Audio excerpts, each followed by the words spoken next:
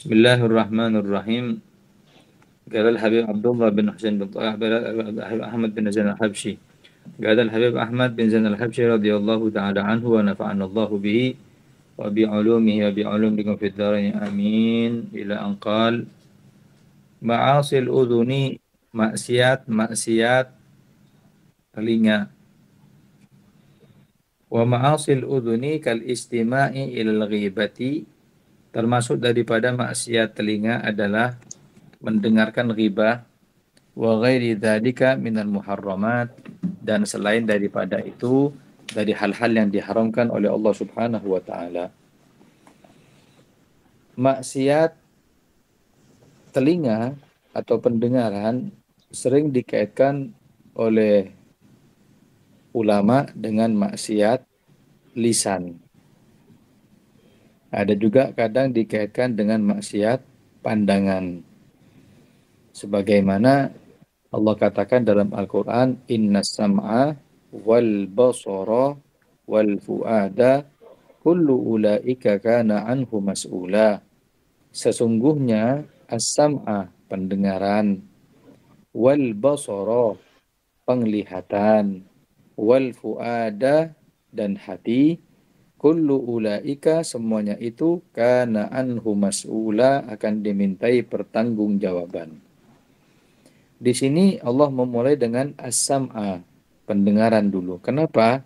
Karena dengan mendengar, orang akan penasaran melihat. Akhirnya apa yang didengar dari maksiat akan melahirkan apa yang dilihat dari maksiat. Makanya orang-orang dulu itu menjaga pendengaran anak-anak mereka. Pendengaran ini yang berpengaruh. Bahkan bisa pendengaran tersebut merusak pemahaman. Makanya hati-hati, termasuk daripada maksiat telinga diantaranya adalah mendengarkan ghibah. Bahkan disebutkan dalam oleh ulama bahwasanya termasuk daripada maksiat telinga adalah bukan cuma mendengarkan ghibah, tapi juga mendengarkan namimah, mendengarkan adu domba. Bahkan yang sering kita lihat sekarang adalah mendengarkan buhtan. Apa buhtan? Buhtan itu adalah hoax, omongan, ucapan yang tidak berdasar. Hati-hati dengan buhtan. Buhtan itu akan melahirkan fitnah. Ya, Allah Subhanahu wa taala mengancam orang-orang yang membuat hoax atau berita palsu. Kalau kita mendengarnya, ya kita akan termasuk orang yang bermaksiat di telinga kita. Bahkan ada sebuah hadis yang mengatakan bahwasanya Allah Subhanahu wa taala memiliki lembah di neraka jahanam yang diberi nama dengan Radghatul Khobal. Radghatul Khobal itu adalah lembah yang di situ berisi dengan cairan yang keluar dari kemaluan para pezina. Kemudian diambil cairan nanah tersebut, dituangkan kepada mulutnya orang yang pembuat hoax berita palsu tersebut, sampai apa yang diberitakan keluar dari mulutnya. Kalau bahasa Arabnya, hoax itu adalah al-ifku. Ifku itu berita palsu. Sama seperti yang terjadi di zaman Rasul Sallallahu Alaihi Wasallam yang dikenal dengan peristiwa haditsul ifki. Ya, perlu dicatat, ini penting. Ada peristiwa di zaman Nabi namanya haditsul ifki. Apa haditsul ifki? Haditsul ifki itu adalah berita palsu. Kapan terjadinya? Haditsul ifki ini terjadi ketika perang Banil Mustalik. Saat itu Rasul Sallallahu Alaihi Wasallam mengundi para istrinya, di antaranya kalau keluar undian tersebut istrinya ikut. Maka yang terundi saat itu adalah Sayyidatuna Aisyah. Sebentar, sebelum saya lanjutkan, suara saya bagus apa enggak? Jelas apa enggak? Jelas, jelas ada. Oke. Itu Abdullah Huda, soundnya dimatiin. Oke, sudah. Kembali kepada perang Banil Mustalik setelah Rasul sallallahu alaihi wasallam mengajak istri beliau yang bernama Sayyidatuna Aisyah, lalu beliau pulang ke kota Madinah. Dulu istri Nabi itu ditandu oleh 4 orang. Beliau itu para istri Nabi ada di dalam haudaj. Haudaj itu peti yang dibawa yang ditandu oleh 4 orang sahabat. Jadi Siti Aisyah masuk di situ itu khusus untuk istrinya Nabi. Ya kita kan sering lihat kan ada kayak orang-orang dulu, orang-orang Mesir kuno biasanya ya ditandu itu seperti ketika istri Rasulullah ikut ke medan perang. Lah sepulangnya dari perang Banil Mustalik, Rasulullah SAW berangkat lebih dulu, haudaj peti untuk perempuan mengangkat istri Nabi itu, yang mengangkat Siti Aisyah itu ketinggalan di belakang. Nggak lama, Sayyidah Aisyah meminta kepada sahabat yang memikul untuk berhenti. Lalu beliau turun dan menyelesaikan hajatnya. Jadi beliau itu turun, minta berhenti sebentar untuk buang hajat, menjauh, setelah itu kembali lagi. Setelah menyelesaikan hajatnya, Sayyidah Aisyah kembali lagi, dipikir sama yang pakai tandu, yang bawa tandu sudah naik Siti Aisyah. Ternyata Siti Aisyah setelah mau naik, ketinggalan kalungnya di tempat tadi itu. Akhirnya kembali dicari kalungnya. Dipikir yang pegang haudaj, pegang peti sudah naik Siti Aisyah. Akhirnya digotong berangkat. Nggak tahu. Yang pegang peti itu, sahabat 4 itu, nggak tahu kalau Siti Aisyah belum naik. Paham ya? Paham nggak? Paham, paham. Jadi Siti Aisyah itu sudah buang hajat, kembali ke tempat untuk naik, lupa kalungnya ketinggalan, balik lagi ke tempat hajat tadi itu. Setelah itu, di tempat haudaj itu peti, mereka berangkat, dipikir Siti Aisyah naik, ternyata belum. Sudah berangkat peti, datang Siti Aisyah bawa kalung. Pasukan sudah berlalu. Wah, bingung ini. Apa ini?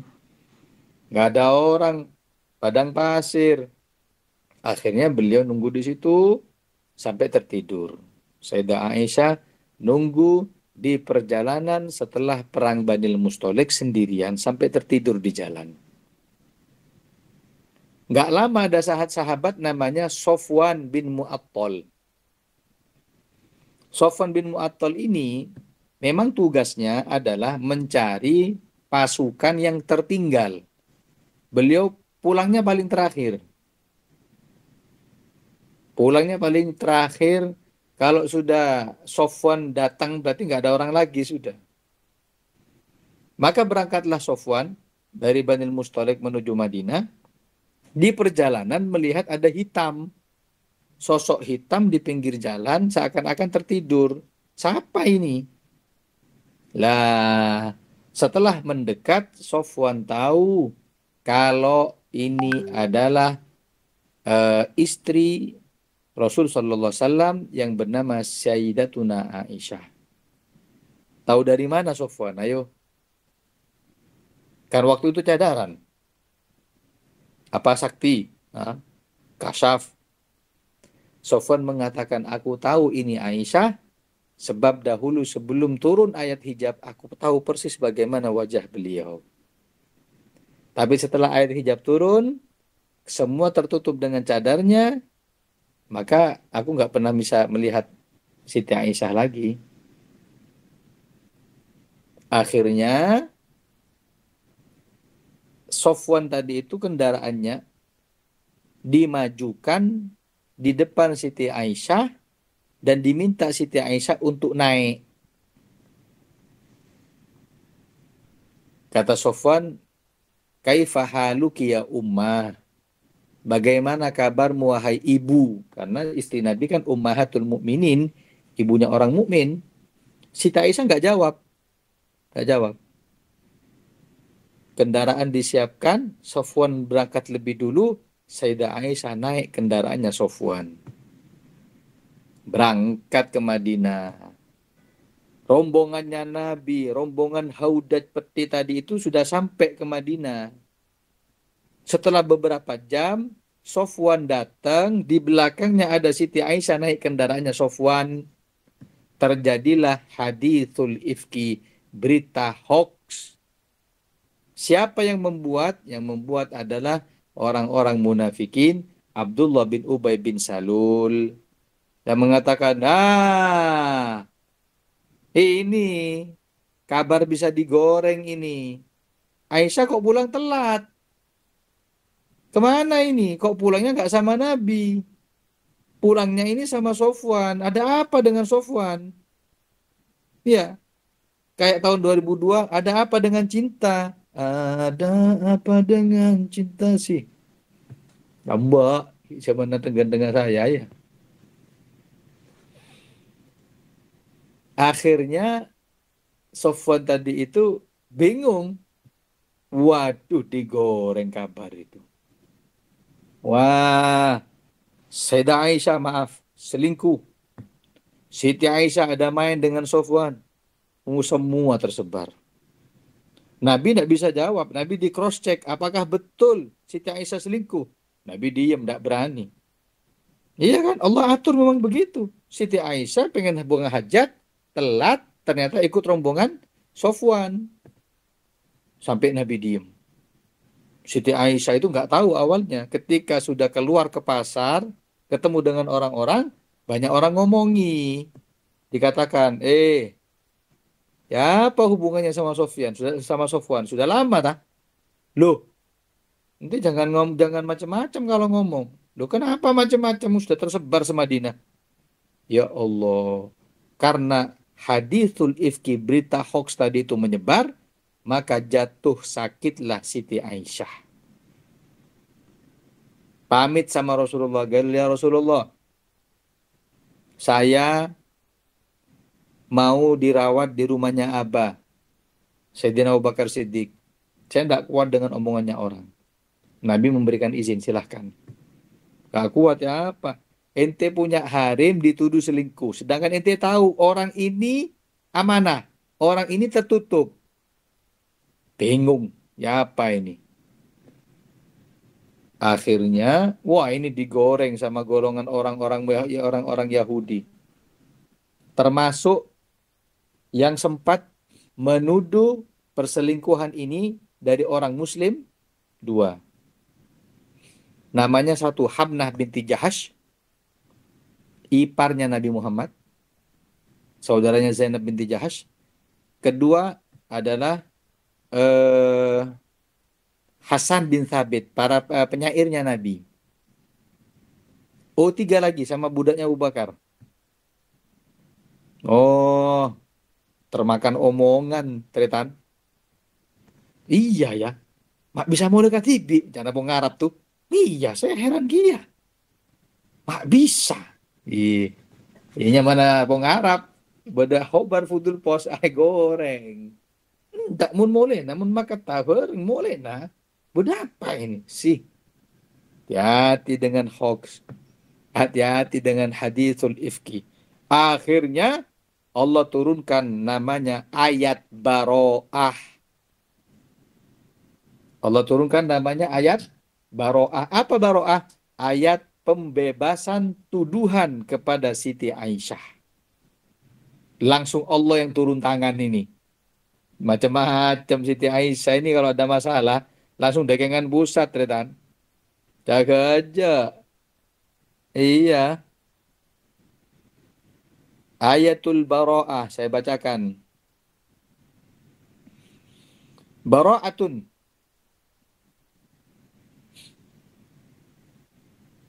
Sebentar.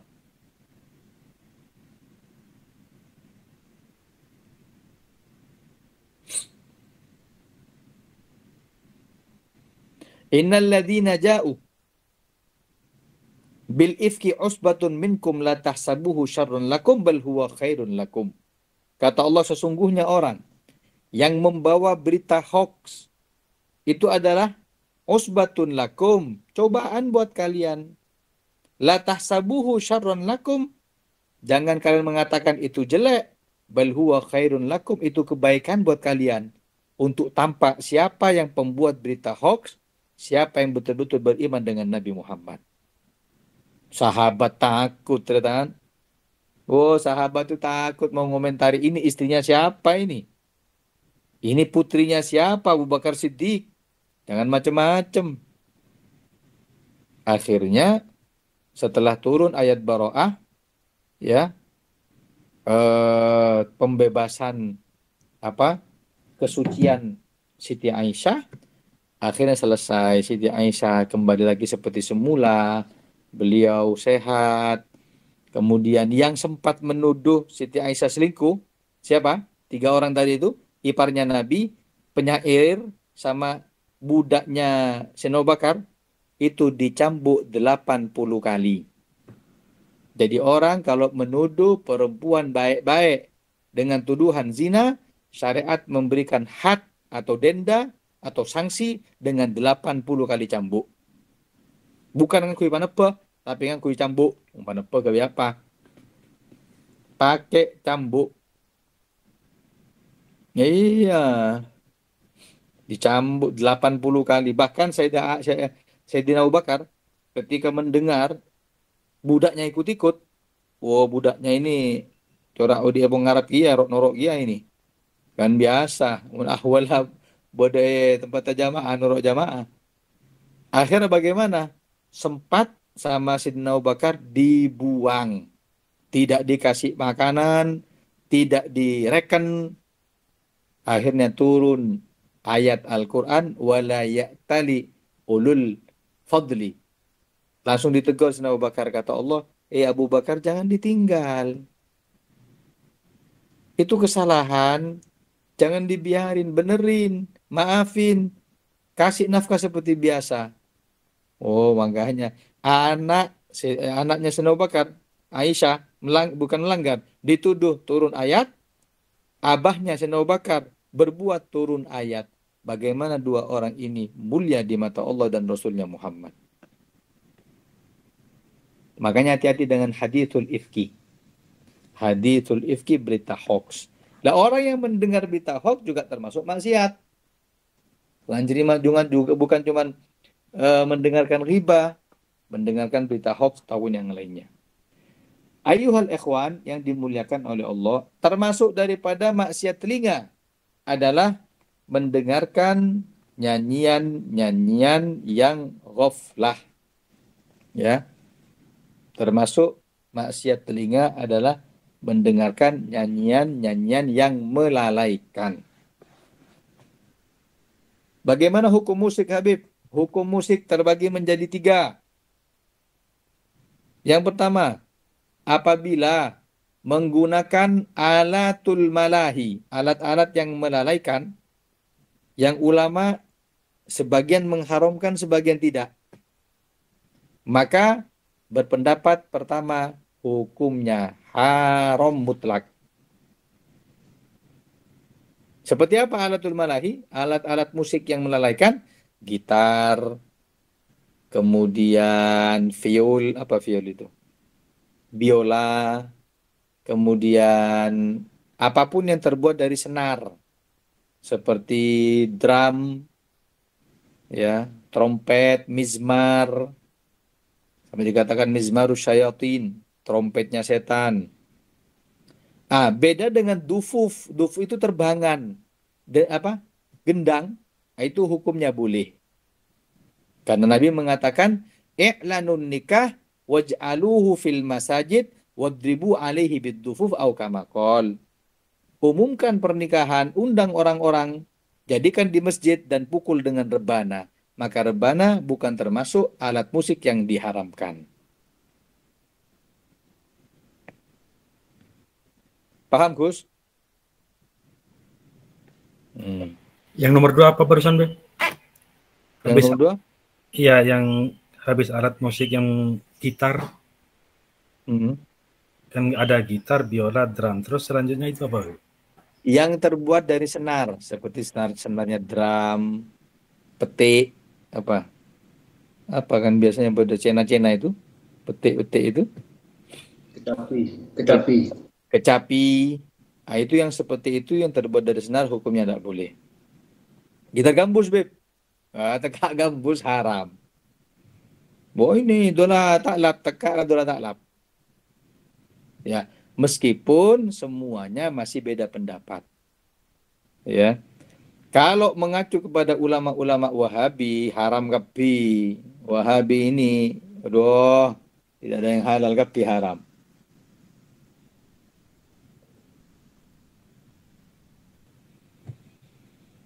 Ya, terus pendapat yang kedua. Pendapat yang kedua adalah alatul malahi tergantung mau dibawa kemana. Karena al-wasail hukmul magasid, media itu tergantung tujuannya. Ente punya pisau, kalau dipakai untuk bunuh orang, maka pisau ente haram dipegang. Tapi kalau pisau ente ini ente pegang untuk potong buah, ya tidak ada masalah. Begitu juga alat musik. Kalau ente gunakan untuk ingat sama Allah, seperti gambus, yang dibaca qasidah Imam Haddad, Imam Habsyi, ya tidak ada masalah. Meskipun yang dipakai adalah alatul malahi. Karena bukan alatnya yang dipermasalahkan, tapi tujuannya. Nah, itu pendapat kedua. Ketiga, ulama yang mengatakan hukum alatul malahi boleh mutlak. Kenapa? Karena tidak ada nas syariat. Ayo sekarang contohnya kita ambil. Mana dalilnya tidak boleh pakai gitar? Ada. Mana dalilnya tidak boleh pakai suling? Memang ada. Suling itu mizmar. Tapi yang dimaksud suling yang dilarang yang bagaimana? Apa suling yang yang ditiup sebelah apa miring itu ditiup dari sisi atau seruling yang dari depan seperti trompet? Kita tidak tahu suling seperti apa. Makanya sesuatu itu kalau Imam Syafi'i itu punya kaidah sesuatu itu asal muasalnya halal kecuali ada nas yang mengharamkan baru haram. Beda dengan Abu Hanifah yang mengatakan asal muasalnya sesuatu itu haram kecuali ada nas yang menghalalkan. Wahabi norok siapa? Tak norok pas apa? La Syafi'i wala Abu Hanifah. Ngalak mut nyomot TV. Saya nyaman, kalak, saya tak nyaman, buang. Sudah? Itu yang kedua.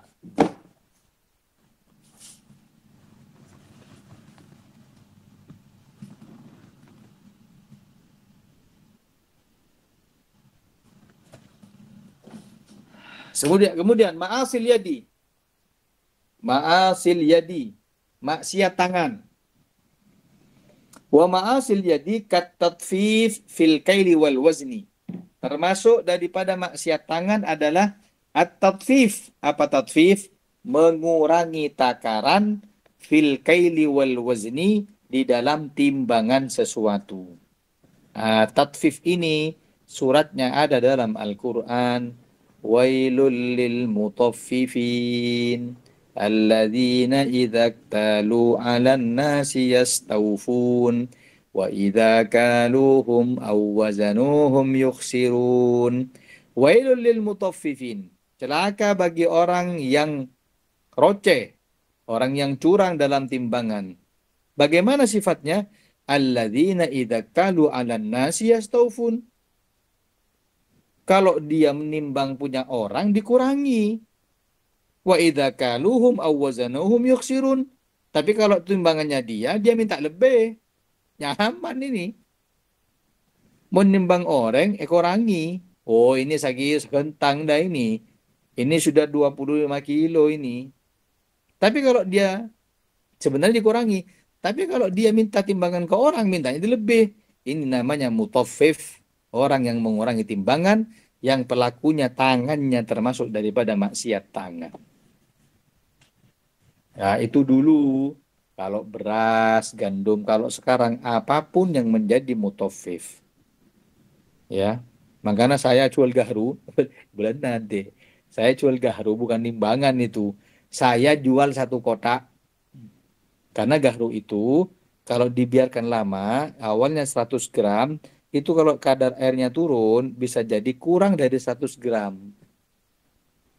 Jadi Ana bilangnya ini satu kotak 100 gram. Jadi Ana jual satu kotak, isinya berapapun ya sudah itu. Bada meleh, hari meleh tempeng. Wah, kurang ini, Beb. Kurang berapa mili? Karena saya tidak bisa gitu. Karena namanya gahru itu dikurangi, berkurang dengan sendirinya. Lah itu termasuk daripada maksiat tangan. Yang kedua, wal khianah. Oh, khianat. Ya, dengan cara apapun, dengan cara tangan.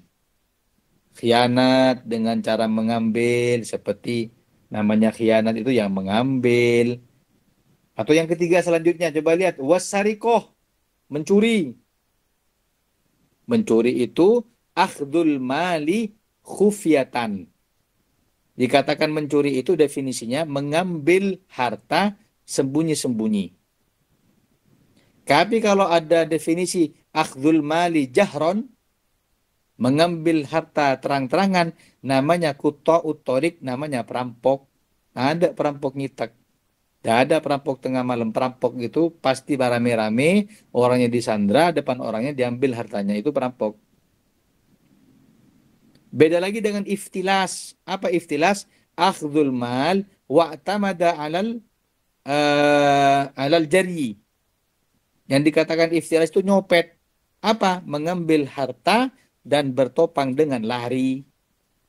Semuanya itu adalah perbuatan khianat dan termasuk daripada maksiat tangan. Wasairil muamalatil muharramah, dan semua muamalah atau transaksi yang haram. Utang piutang, kemudian kredit berbunga, atau mungkin sewa menyewa yang di situ ada gharar, tipuan, ada namanya bai'ul gharar. Bai'ul gharar itu jual beli yang banyak tipuannya. Ya, seperti di zaman jahiliyah, kalau mau jual beli dulu, itu dagangannya dipajang, ditaruh di bawah. Terus langsung bilang, ini anak mau yang baju hijau. Enggak boleh gitu dulu. Gimana? Lempar batu. Lempar batu. Kalau kena yang hijau, ente boleh beli yang hijau. Tapi kalau jatuhnya ke yang merah, ente wajib beli yang merah.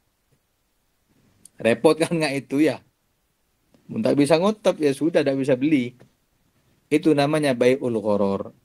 Pernah Rasulullah SAW ketika masuk ke pasar, ada sahabat jualan gandum, yang itu Nabi melihat di dalamnya gandumnya basah, rusak, yang atas kering. Maka fadakhala yadahu syarif, fa'adkhala yadahu syarif, Nabi masukkan tangannya yang ke gandum tadi itu dan mengatakan, mahadha. Apa ini? Ini yang rusak kok dibawa, apa ini? Kata kata sahabat yang jualan, "Gal ya Rasulullah, yang basah ana taruh di bawah, yang kering ana tampakkan di atas. Tapi kalau ada orang beli pasti ikut yang bawah." Jadi ente nipu. Iya wahai Nabi. Maka Nabi mengatakan man ghasyana falaysa minna. Yang berkhianat atau menipu di antara kami bukan golongan kami. Kemudian semua muamalah atau transaksi yang haram, kal qatli, naudzubillah, seperti membunuh, waddarbi bi ghairi haqqin, ataupun memukul tanpa hak, itu termasuk daripada maksiat tangan. Nah, tulis termasuk daripada maksiat tangan, di antaranya yang tidak disebutkan di sini.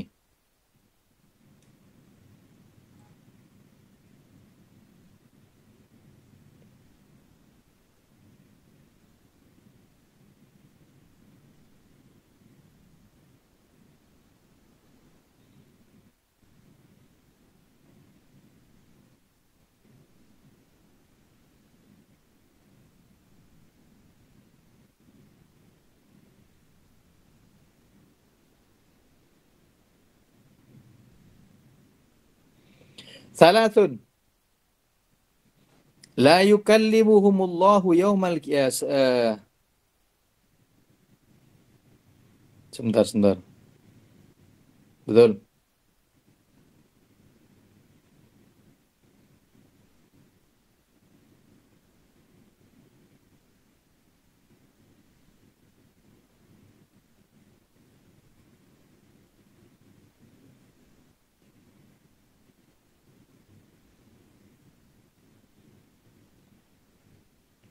Tiga golongan. Salatun la yukallimuhumullahu yawmal qiyamah. Tiga golongan yang Allah tidak akan melihatnya di hari kiamat, tidak akan disucikan oleh Allah di hari kiamat, dan mendapatkan azab yang pedih di hari kiamat.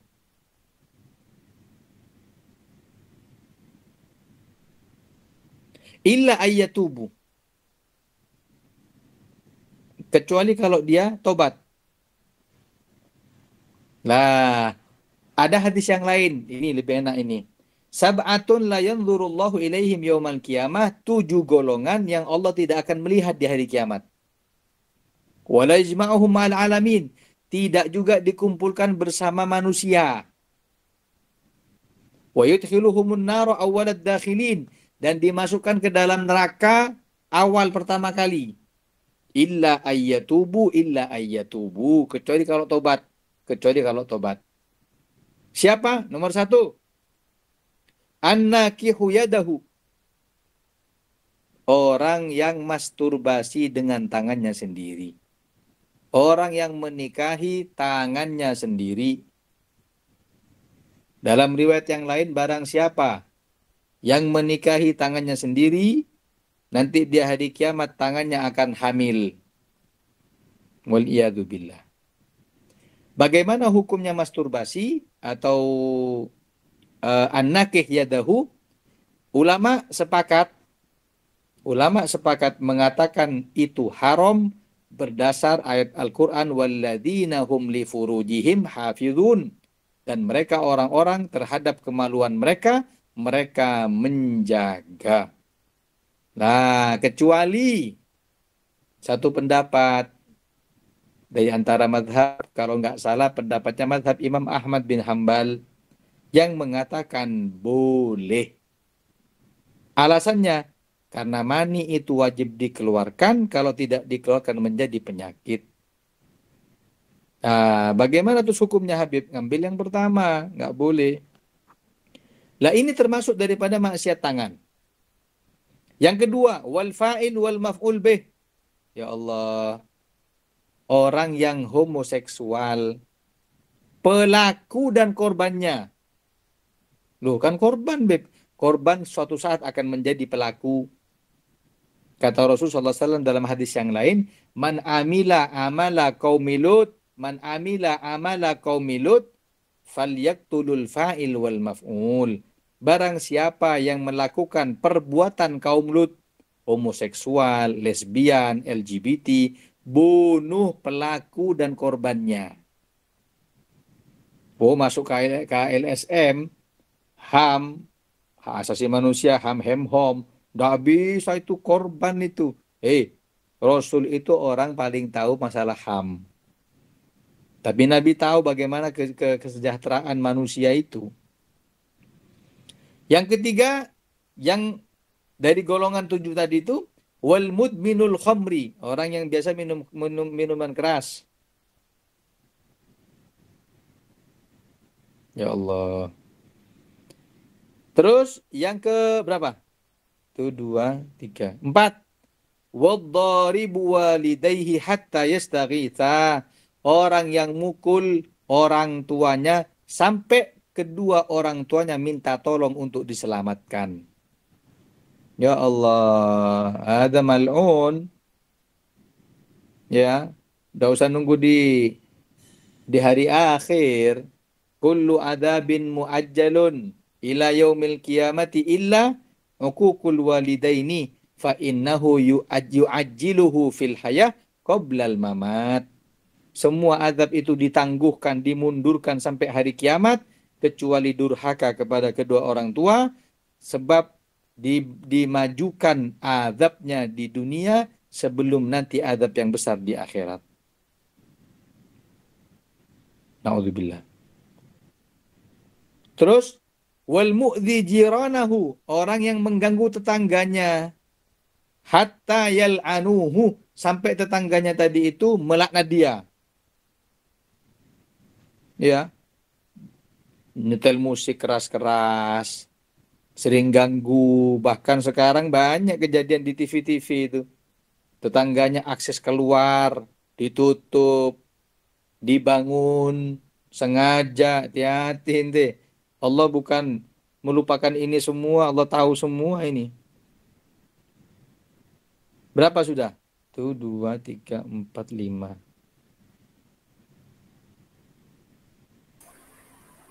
5, Beb.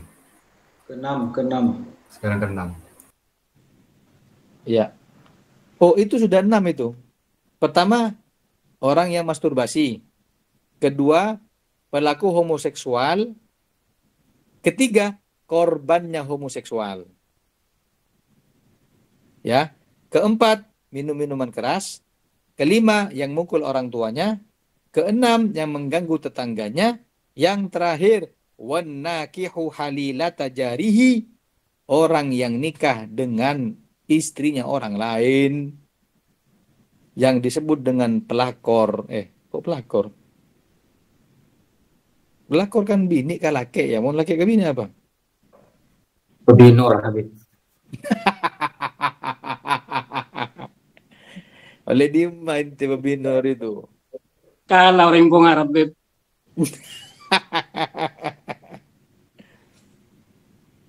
Kata semuanya itu naudzubillah bukan cuma tidak dilihat sama Allah, tapi tidak dikumpulkan dengan manusia.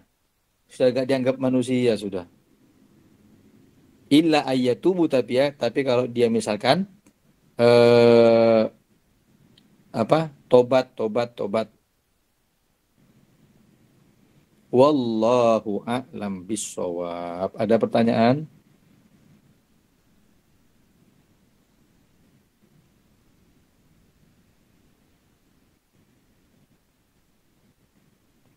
Soal?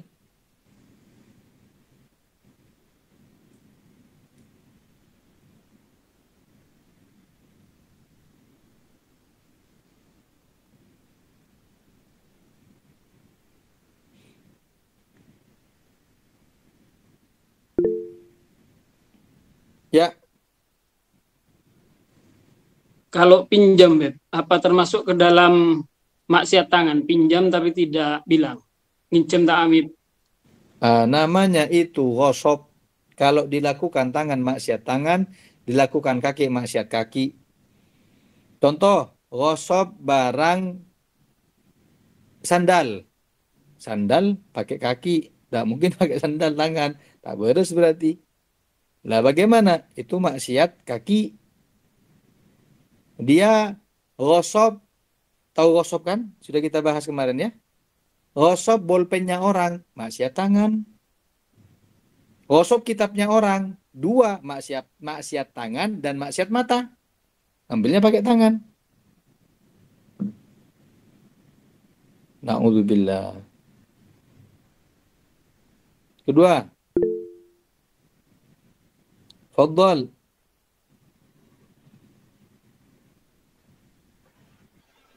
Monggo Mas Huda. Beb, ngapunten, Beb. Semisal kalau mengajukan jari tengah, Beb. Apa? Mengajukan jari tengah. Ya, bagus. Mengajukan jari tengah. Apakah itu maksiat? Sekarang saya tanya. Kategori maksiat jari tengah itu kacamatanya siapa? Orang barat kan? Bukan kita. Maka bukan maksiat seperti orang pukul pantat. Menurut orang Indonesia boleh. Orang barat nggak boleh. Lah, standar hukum ini bukan katanya orang barat, tapi katanya syariat. Ya. Di sini aman, di luar bahaya. Apakah itu maksiat? Tangan? Enggak. Bukan termasuk. Kecuali kalau ente memang niat menghina. Lain boleh. Iya, ente niat menghina.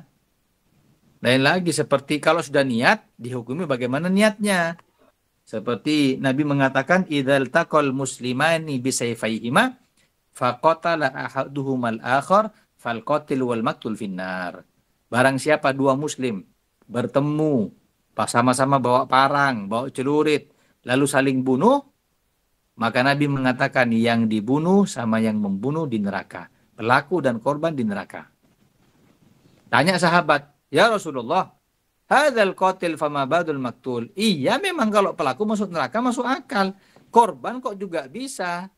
Kata Nabi, innahu kana harison ala qatli sahibi. Iya kan sudah punya niat membunuh, cuman kalah. Kita hukumi niatnya. Coba menang, bakal bunuh. Karena dia kalah, dia dibunuh. Lah, niat ini yang bahaya. Makanya salaf-salaf kita, semua amalannya didasarkan niat. Innamal a'malu bin niyat. Yang lain? Ya Bang. Bagaimana hukumnya kita kalau ketika membeli bolpen ataupun tip kan tetap dicoba. Sedangkan setelah dicoba tidak cocok, ambil yang lain, coba lagi. Dan yang mencoba pastinya bukan cuma kita orang aja, nanti ada pembeli lain dicoba. Kan sudah berkurang isi dari bolpen itu. Iya. Dan sekarang juga setiap kita orang beli bolpen, di ujungnya dikasih pengaman, anggaplah lem. Mungkin tujuannya biar tidak dicoba. Iya. Kalau tidak dicoba, tidak tahu. Siap. Itu bisa berfungsi apa enggak. Bagaimana hukumnya? Al-adatul muhakkamatu. Di dalam kaidah fikih ada namanya kebiasaan atau adat itu bisa menjadi hukum. Nah, kalau orang beli bolpen harus dicoba. Dan orang itu ridho dengan bolpen yang sudah dicoba. Di mana-mana sudah begitu. Nah, sedangkan jual beli itu berdasar dengan hadis Nabi, innamal bai'u antarodin. Jual beli itu saling ridho satu dengan yang lainnya. Nah, itu. Bahkan kita kadang beli sampel. Beli barang yang sudah dicoba orang, sampel. Oh, jangankan beli sampel kadang. Nikah sama sampelnya orang kok. Maksudnya bini janda. Iya, kan sampel itu. Maksudnya selama itu adat diperbolehkan, boleh-boleh aja, tidak ada masalah. Jakil amin. Amin. Berarti gahru mau coba keluar oleh ya. Oh iya, gahru perlu dicoba itu. Langsung nanti menghubungi nomor saya. Terakhir Bang. Terakhir. Pertanyaan. Jual beli game online. Wah, betul, bagus. Jual beli Barang. game online. Dua pendapat ulama. Nomor satu, ada yang mengatakan tidak sah. Kenapa? Karena tidak termasuk ke dalam rukun jual beli. Apa rukun jual beli? At-taqabudu, saling serah terima. Ini barang ana, mana uang inte. Tidak ada. Game online apa? Melai pedang, ada pedangnya. Kan gitu. Beli tameng sampai ratusan juta itu. Tapi tidak ada tamengnya. Oh, di situ taqabud tidak ada, maka rukun. Rukun itu kalau tidak ada, gak sah semua. Seperti sholat, rukunnya ruku. Orang apa aja yang tak ruku, ya tidak sah. Ya, satu. Yang kedua, ada yang mengatakan hukumnya syubhat. Jadi tidak ada yang memperbolehkan. Kenapa syubhat? Syubhatnya begini. Kalau kita bilang boleh, jual beli itu harus ada apa? Zatnya. Sekarang jual beli pulsa bagaimana? Jual beli token bagaimana? Tidak ada itu hanya beli manfaat namanya. Nah, tapi karena game ini tidak ada manfaat secara kacamata syariat, maka hukumnya syubhat. Dilihat dari jual belinya boleh, dilihat dari barang dagangannya yang nggak boleh. Jadi tidak ada yang memperbolehkan secara mutlak. Makanya dijauhi. Yang lain? Sampun? Yuk. Iya Habib, di pondok-pondok pesantren itu terkadang begini Habib, pas mau pulangan santri biasanya tangannya itu beda tangan sandal, bukan dari pengasuh, bukan, cuman dari toko-toko tertentu begitu. Biasanya beda tangan sandal, tangan kalampi. Itu ya kan kayak gini Habib. Mun otang deki antum majer 100.000, mun tak otang majer 90. Itu agitnya gimana Habib? Nah, itu bai'un muajjal. Jadi ada jual beli bertempo, boleh. Jadi anak bilang, ini HP anak jual ke ente kalau cash 1 juta. Kalau ente mau cicil, anak jual dengan harga yang lain, 1.500.000. Boleh nggak seperti itu? Boleh. Tanpa menyebutkan bunga dan segala macam. Paham? Itu yang diperbolehkan. Ya, yang nggak boleh katanya ada satu barang 2 akad. Katanya nggak boleh jual barang dengan 2 akad. Nah, yang nggak boleh 2 akad begini. Min, ana jual HP ini ke ente. Harga 1.500.000. Dicicil selama 2 tahun. Paham? Kalau ente bisa melunasi itu barang, kita akan jual beli. Kalau ente tidak bisa melunasi, uang ente hangus, HP-nya kembali. Berarti ente nyewa selama ini, Min. Itu tidak boleh. Satu barang 2 akad. Tapi kalau tadi kan bukan 2 akad. 1 akad jual beli cuma 2 cara. Ada cara cash, ada cara tempo. Sudah? Wallahu a'lam bissawab. Al-Fatihah bil qabul. Wa tamami kulli sul. Anna Allah yarzuqana iyyakum aliman nafi' wal amal al khalis al maqbul wa husna ta'lim wad dalala 'ala al huda wa yasur bidzalika li nabiyina Muhammad sallallahu alaihi wasallam wa yubarik lana wa lakum fi Rajab wa Sya'ban wa balina Ramadan wa 'inna 'ala as-siyam wal qiyam wa fatna min al-atham wa ja'alna min khiyari ummatihi wasturna bi dhaili hurmatihi wa hsurna ghadan fi zumratihi wa amitna ala tariqatihi wa manhajihi bijahin Nabi Muhammadin wa alihi wa sahabatihi ala hadhihi niyat wa kulun ya salihah wa ila hadratin Nabi Muhammad sallallahu alaihi wasallam. Al-Fatihah.